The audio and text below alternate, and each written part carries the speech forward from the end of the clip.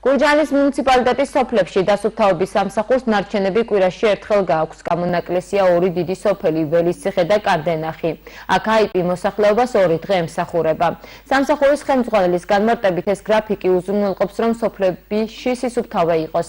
რაც შეეხება ქალაქს, აქ ცენტრალური ქუჩები დილის 7 საათიდან ყოველდღიურ რეჟიმში სუფთავდება.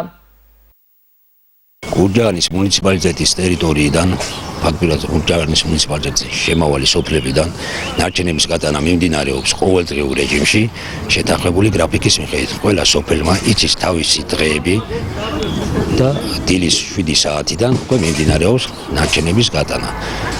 თითოეული სოფლიდან კვირაში ხდება ერთხელ, რაც შეეხება სოფლებს, როგორიცაა კარდენახი და ველისციხე, მოსახლეობიდან გამომდინარე არის დიდი სოფლები.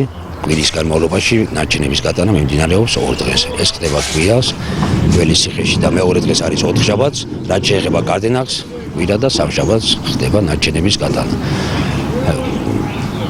რაც შეეხება ქალაქის ტერიტორიიდან დასუფთავება და ნარჩენების გატანა მიმდინარეობს ყოველდღიურ რეჟიმში, დილის 4 საათიდან და უბნებიდან ხდება კიდევ ყოველ მეორე დღეს და შესაბამისი დროის მიხედვით.